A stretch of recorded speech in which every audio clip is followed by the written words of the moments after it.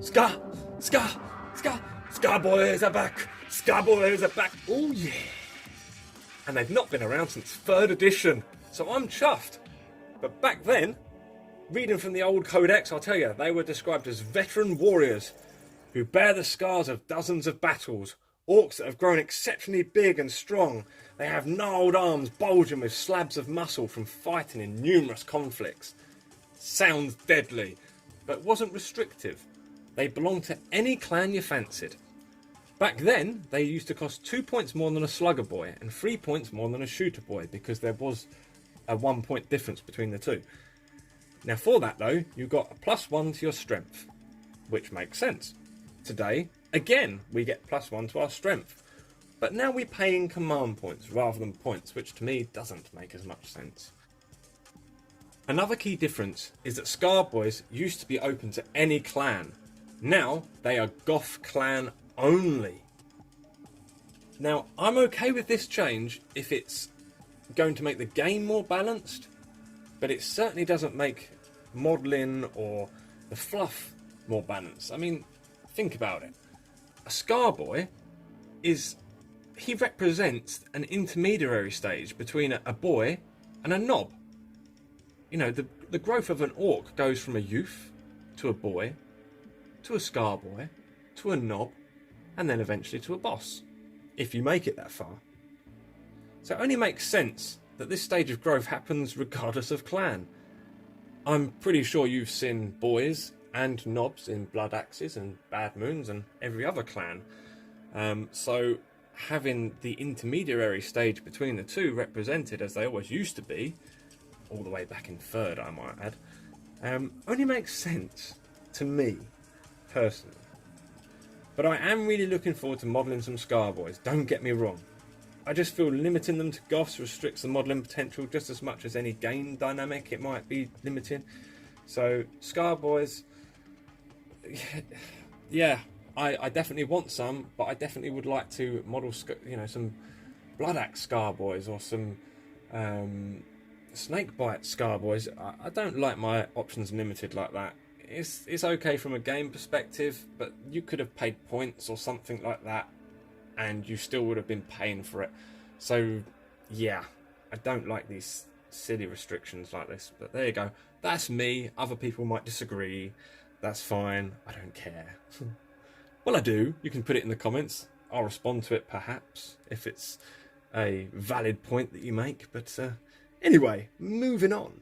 The Skarboyz are now described as the biggest and meanest of Goth boys. So they've chucked that word Goth in there to differentiate them. There you go. But it does also say, and I like this bit, that they're rumoured to be able to cave in a Space Marines helmet with their bare knuckles. Now that's funny. I like that. And they have having, you know, the strength 5 attack.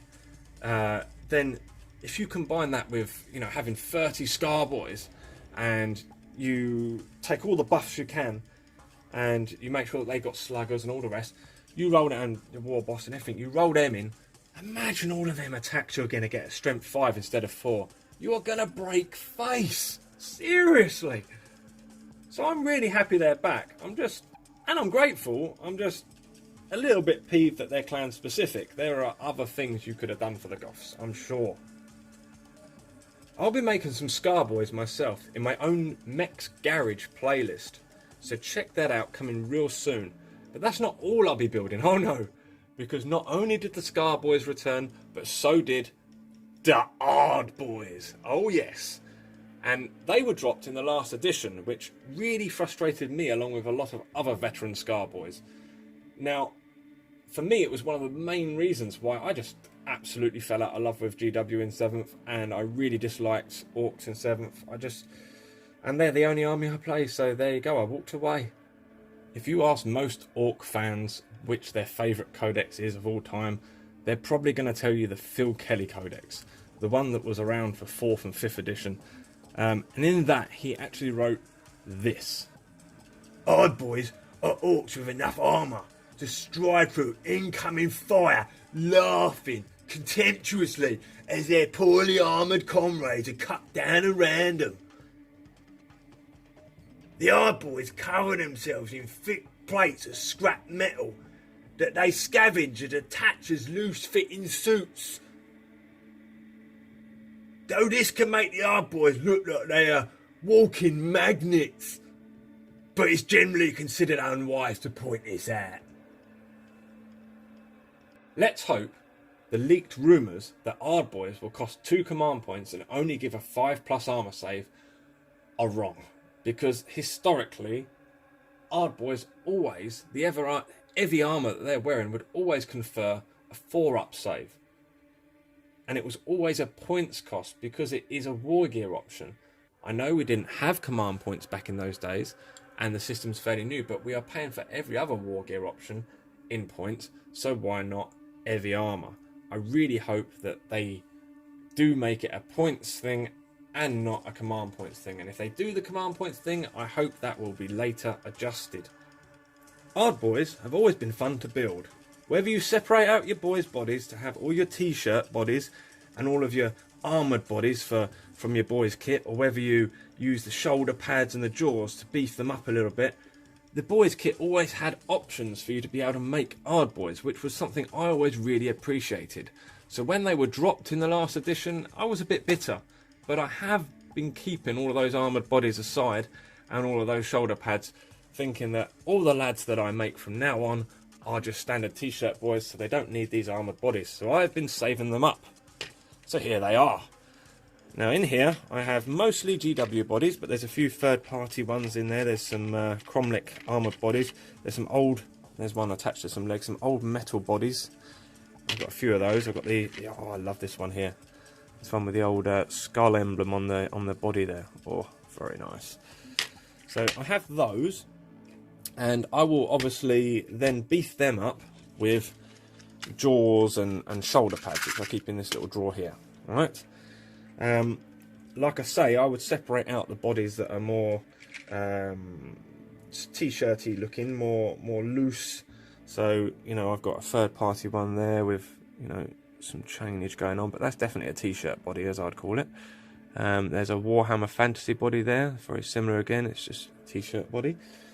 I would also suggest that the bodies with the straps on them, so ones like this, I would call that a t-shirt body too. So my box of t-shirt bodies is looking pretty narrow at the moment. I need to get some more boys. Because I've been mostly making t-shirt boys. I haven't been making armoured boys because I've been waiting for the new codex to see what actually happens. Besides those, in my bionics department, I have these. Now these ones here are from Cromlech. I've just recently did an unboxing where I received those, so I haven't used these ones as yet. And I also have some in here from Wargame exclusive. There's one, there's the other. They're very similar to the Cromlech ones as it goes, so they'll blend in nice.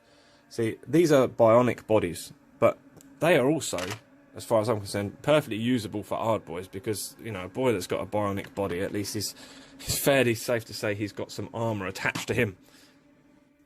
Another option is to represent the additional armour in the form of a shield, which brings me to our first Wargaming Community Model Showcase. Rob, of Brush and Bolt Gun, created these awesome riot shield boys that are still a work in progress, but he's already has a few of them looking fairly done, and if you ask me, they're looking bloody deadly. The Ardboyz return in the new codex, so I'm sure Rob will be glad that his effort wasn't wasted making such snazzy boys. He took his inspiration though from Stacey Paul, who is responsible for bringing these brutes to life. For these, she has used the Imperial Ogryns to great effect. I especially like this guy, yelling and waving his big chopper about. I like how Stacey has converted the arm on there and given him a proper orky belt. I don't know about you guys, but I'd be glad to own any of these community showcase models, and I'll certainly be using them for inspiration in my own builds.